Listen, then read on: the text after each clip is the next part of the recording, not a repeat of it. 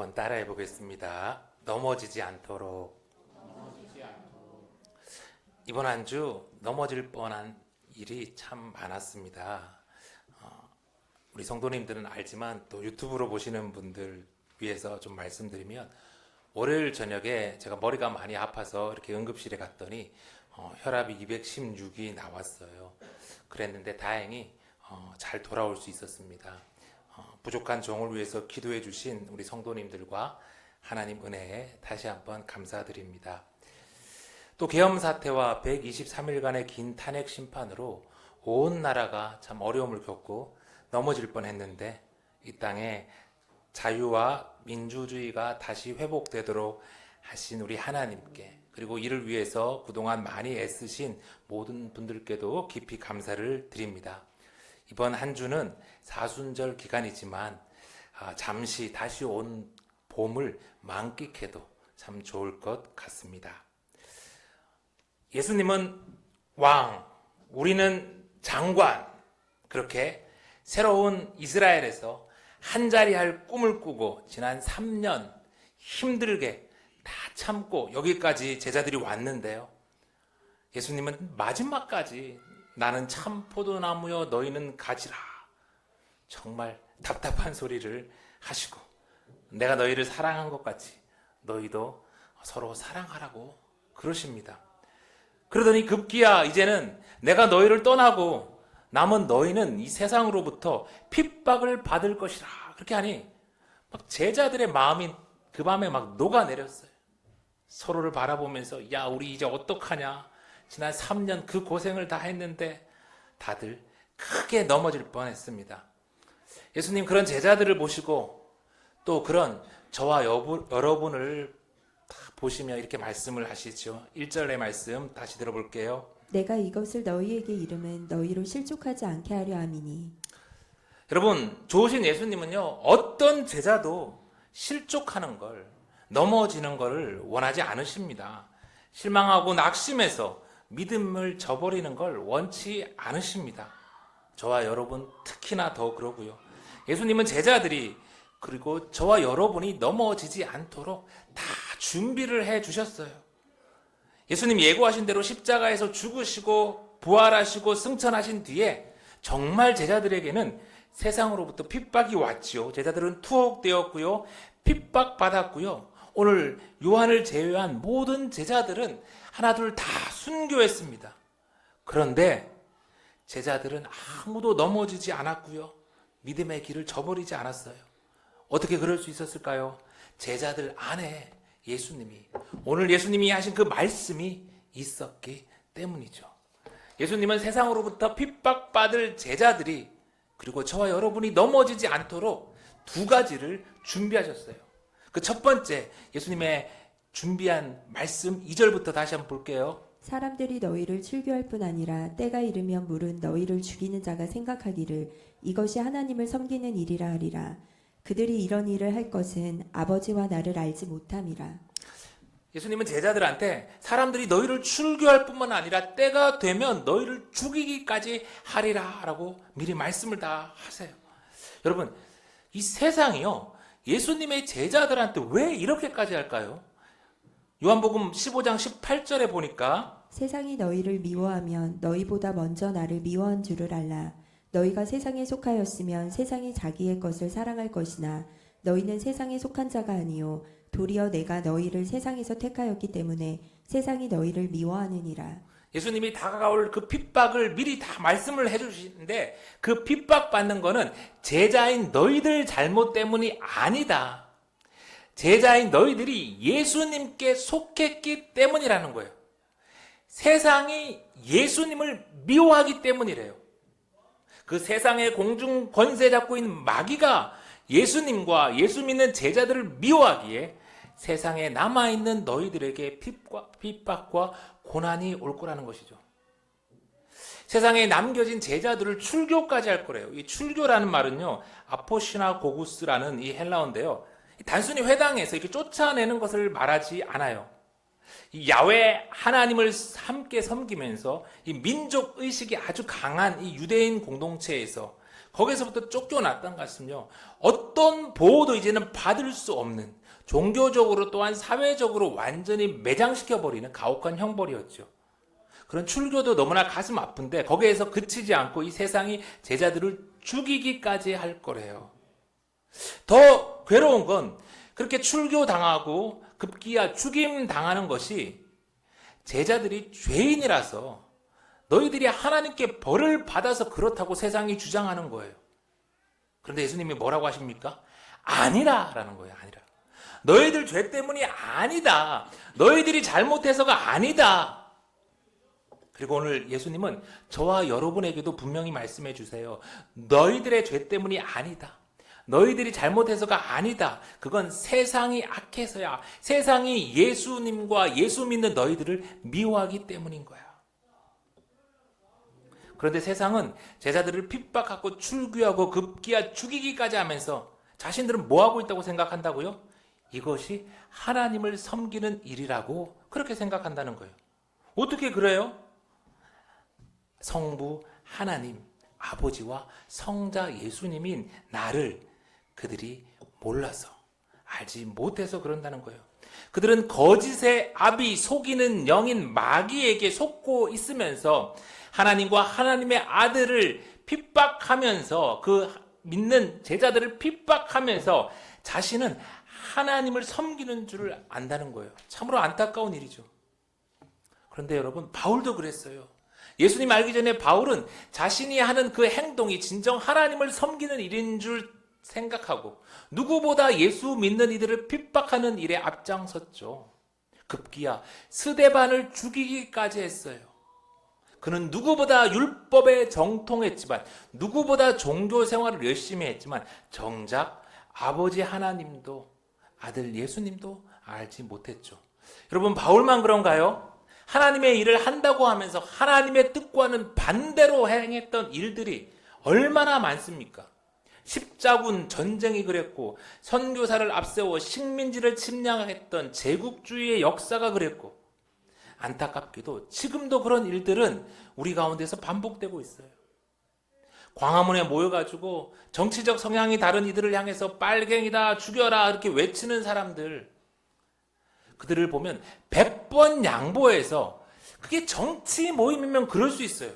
그런데 거기서 왜 예수님의 이름을 팔아요? 왜 교회의 이름을 팝니까? 오늘 이 시간에도 광화문에서 전국 연합 예배를 한다고 하니까 사람들은, 양들은 속아서 자기들이 하나님의 일을 하는 줄 알아요. 나와 다르다고 상대를 빨갱이라, 죽어라 이렇게 하는 거는, 그게 어떻게 예수님의 뜻입니까? 요한복음 13장 34절, 새 계명을 너희에게 주노니 서로 사랑하라. 내가 너희를 사랑한 것 같이 너희도 서로 사랑하라. 여러분, 이게 예수님의 뜻이잖아요. 서로를 죽여라 하는 거는 마귀의 뜻입니다. 그들이 하나님도 예수님도 알지 못해 그런 잘못을 범하는 거예요. 그 중에 사람들을 미혹해서 자신의 사리 사욕을 채우는 그런 마귀의 종과 같은 자들은, 하나님의 이름을 망령되게 하는 자들은 반드시 하나님의 심판을 받을 것입니다. 그런 악한 세상에 남겨진 제자들을, 그리고 우리들을 위해서 예수님이 말씀을 이어가십니다. 4절, 오직 너희에게 이 말을 한 것은 너희로 그때를 당하면 내가 너희에게 말한 이것을 기억나게 하려 함이요 처음부터 이 말을 하지 아니한 것은 내가 너희와 함께 있었음이라. 사랑하는 성도 여러분, 저와 여러분이 이 세상에서 꽃길만 걸어가면 참 좋겠는데, 안타깝게도 예수님은 그러지 않을 거라고 말씀해 주세요. 그건 우리가 잘못했거나 우리가 운이 없어서가 아니라 여전히 세상이 악해서, 세상이 예수님과 예수 믿는 제자들을 미워하기 때문에 고난이, 핍박이 올 거라는 거죠. 그럼 어떻게 해야 합니까? 대비해야 합니다. 어떻게 대비해요? 말씀으로. 세상이 너희를 핍박할 때 내가 너희에게 해준 그 말씀이 너희를 지킬 거래요. 지난주 성경 퀴즈 대회를 이렇게 보면서 말씀을 너무나 열심히 준비한 우리 성도님들 보고 제가 너무 감동되고 든든했어요. 물론 그 상금의 영향이 요만큼도 좀 있겠지만 여러분, 그러시면 됩니다. 우리 마음에 있는 그 말씀이 우리를 고난과 핍박 가운데 지켜줄 것입니다. 아멘. 그런데 여러분, 예수님이 처음부터 제자들에게 내가 가는 길은 골고다 언덕, 십자가에 달려 죽으러 가는 길이었음을 알려주셨다면 어떻게 되었을까요? 불과 3일 전, 4일 전 주일에 수많은 이스라엘 백성들이 예수님을 향해서 종려나무 가지를 흔들며 호산나 이스라엘의 왕이여 이렇게 외쳤잖아요. 그들은 예수님이 로마를 물리치고 다윗의 영광을 되찾아줄 새로운 왕인 줄 알고 그렇게 했단 말이죠. 그런데 그게 아님을 알게 된 순간 사람들은 썰물처럼 예수님 곁에서 다 사라졌어요. 만약에 처음부터 예수님이 십자가에서 죽기 위해 예루살렘에 오셨다는 것을 알았다면 사람들은 아무도 예수님을 향해서 호산나 외치지 않았을 거예요. 그리고 제자들도 마찬가지로 예수님이 로마를 물리치고 새로운 왕이 될 것을 기대한 게 아니었다면, 예수님이 십자가에 달려 그냥 그렇게 힘없이 죽어버릴 줄 알았다면 3년이나 고생하면서 예수님을 따라다니지도 않았을 거예요. 그런 제자들을, 그리고 그런 연약한 우리들을 예수님이 너무나 잘 아시기에 예수님은 제자들에게 3년 동안 충분한 말씀과 기적으로 하나님 나라에 대해서 다 가르치시고 경험시키신 다음에 예수님께서 이 땅에 오신 최종 목적인 십자가의 길, 그 길을 가르치시고 죽음과 부활에 대해서 알려주시고 그리고 비로소 때가 되었을 때 떠나시는 거죠. 우리도 그랬습니다. 교회에 처음 나와 예수님이 누구신지도 하나님이 누군지도 잘 모르는 사람에게 하나님이 뭐 이거 되라 저거 해라 막 이런 큰 부담을 이렇게 안겨주지 않아요. 처음에는 오병이어도 이렇게 경험하게 하시고 뭐 병도 고쳐주시고 때로는 기적도 경험하게 하시죠. 그렇게 한 걸음 한 걸음 예수님의 제자가 되고 그 제자로 예수님이 가신 길을 따라갈 때 십자가의 그런 고난도 오고 핍박도 경험하게 되는 거죠. 여러분, 그건 우리가 운이 나빠서가 아니라 우리가 뭘 잘못해서가 아니라 예수 믿어서 그렇게 자연스럽게 당연하게 되는 겁니다. 그게 바로 예수님을 따라서 이 땅을, 여전히 악한 이 땅을 하나님 나라로 회복시키는 제자의 길이니까요. 그리고 선하신 주님은 우리가 그 길을 갈 때 우리를 막 핍박 속에, 고난 속에 내버려 두지 않습니다. 고린도전서 10장 13절 우리 다 같이 한번요. 고린도전서 10장 13절 시작. 사람이 감당할 시험 밖에는 너희가 당한 것이 없나니 오직 하나님은 미쁘사 너희가 감당하지 못할 시험 당함을 허락하지 아니하시고 시험 당할 쯤에 또한 피할 길을 내사 너희로 능히 감당하게 하시느니라. 아멘. 우리 이어서 5절의 말씀입니다. 지금 내가 나를 보내신 이에게로 가는데 너희 중에서 나더러 어디로 가는지 묻는 자가 없고 도리어 내가 이 말을 함으로 너희 마음에 근심이 가득하였도다. 어리석은 제자들은 예수님이 아버지께로 돌아가시는 때가 다 되어서 이제 십자가의 길을 내일 아침이면 가시는데 묻지를 않아요. 여전히 예수님이 언제 이스라엘의 새로운 왕이 되는지, 그 옆에 누가 좌의정할지 누가 우의정할지 이런 것에만 관심이 있어요. 그런데 예수님이 답답하셨는데 진짜로 내가 이제 죽으러 간다고 하니까 제자들은 근심이 가득해져서 어쩔 줄을 몰라요. 그런 연약하고 어리석은 제자들, 그리고 그런 우리를 잘 아시는 예수님이 우리가 넘어지지 않도록 두 번째 방법을 다 준비해 주셨어요. 7절입니다.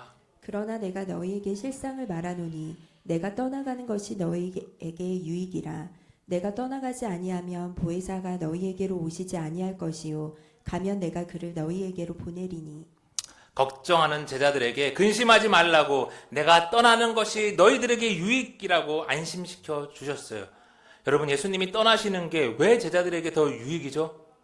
첫 번째로 예수님이 떠나셔야, 예수님이 십자가에서 대속의 제물로 죽으셔야 제자들의 그리고 우리의 죄가 용서받을 수 있기 때문이에요. 그 제사는 단 한 번의 제사지만 영원하고 완전한 제사이기에 예수님이 떠나셔서 십자가로 가시는 게 제자들에게 그리고 우리에게 유익인 거예요.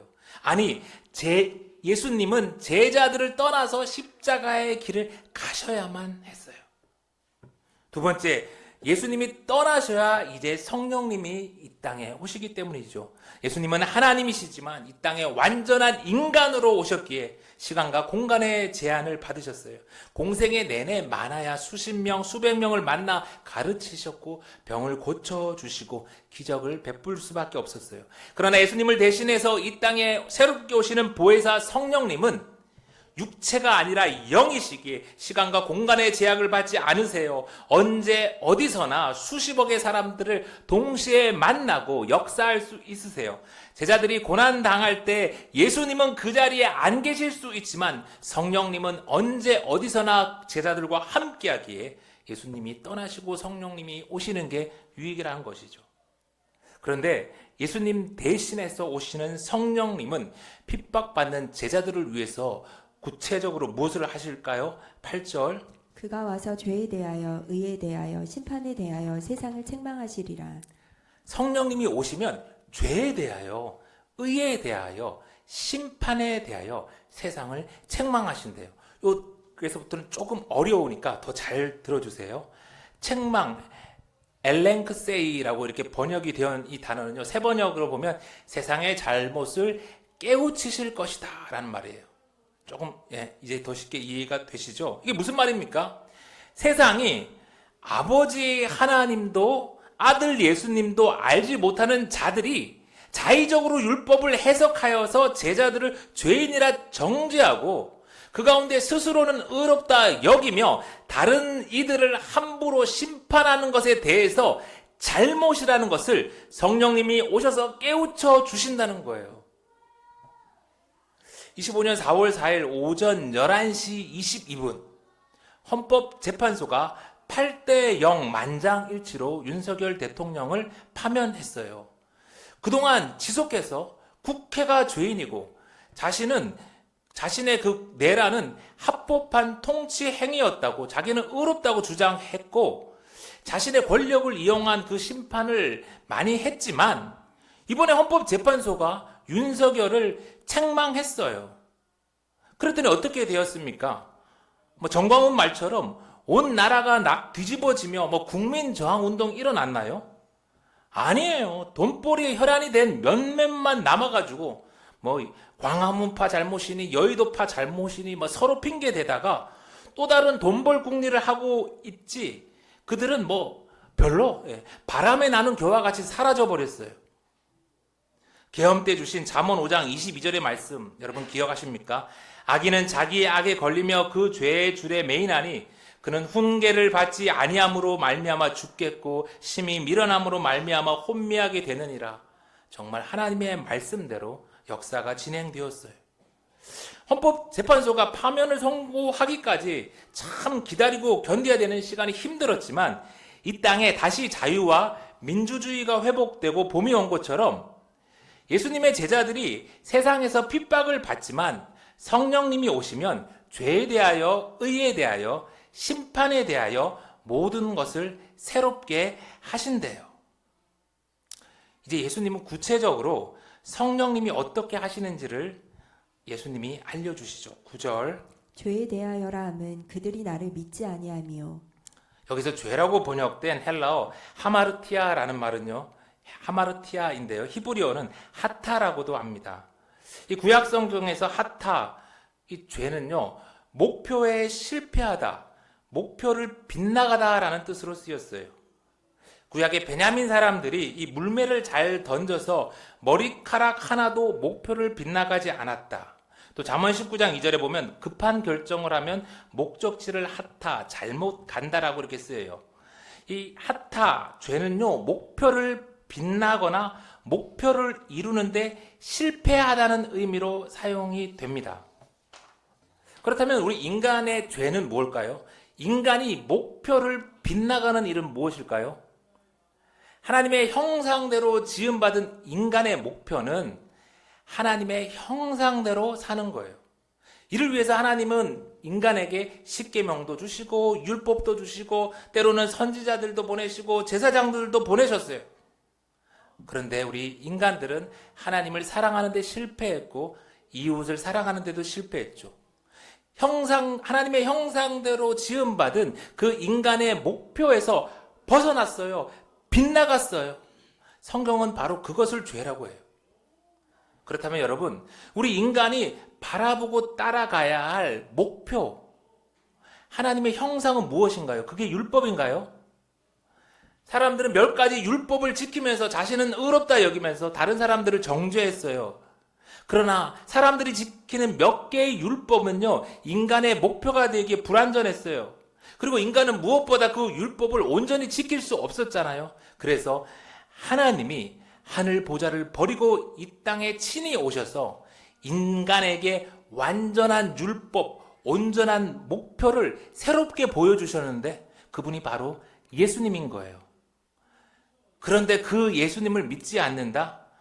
내가 쏘아야 할 이 관역이 틀리면 아무리 잘 쏘아도 아무리 열심히 쏘아도 빗나간 화살이 되듯이 목표가 되는 예수님을 우리가 받아들이지 않으면 말짱 꽝인 거예요.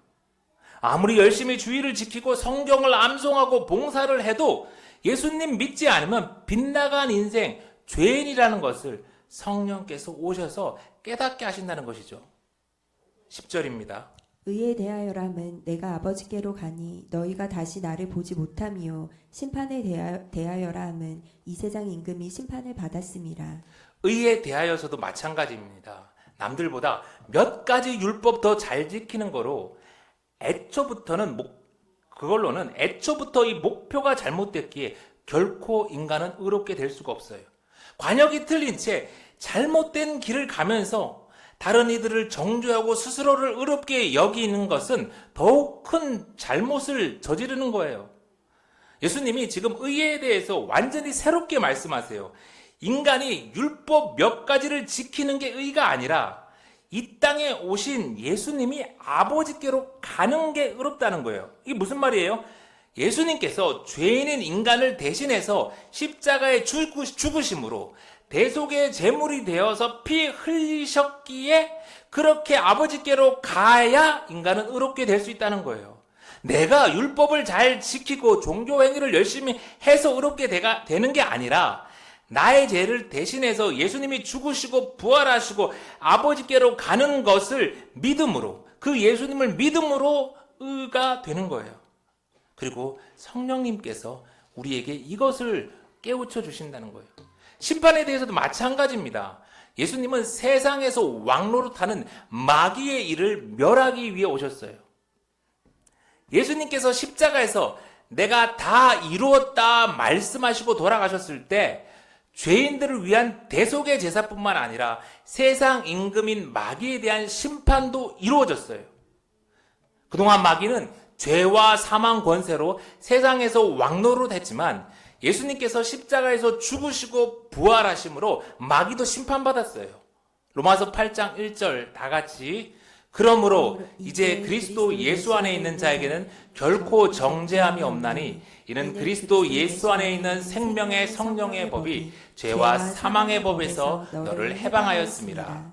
성령님이 죄에 대하여, 의에 대하여, 심판에 대하여 세상이 어떻게 잘못하고 있는지를 깨우쳐 주셨기에 이제 마귀는 더 이상 예수 믿는 우리들에게, 제자들에게 왕노릇하지 못해요.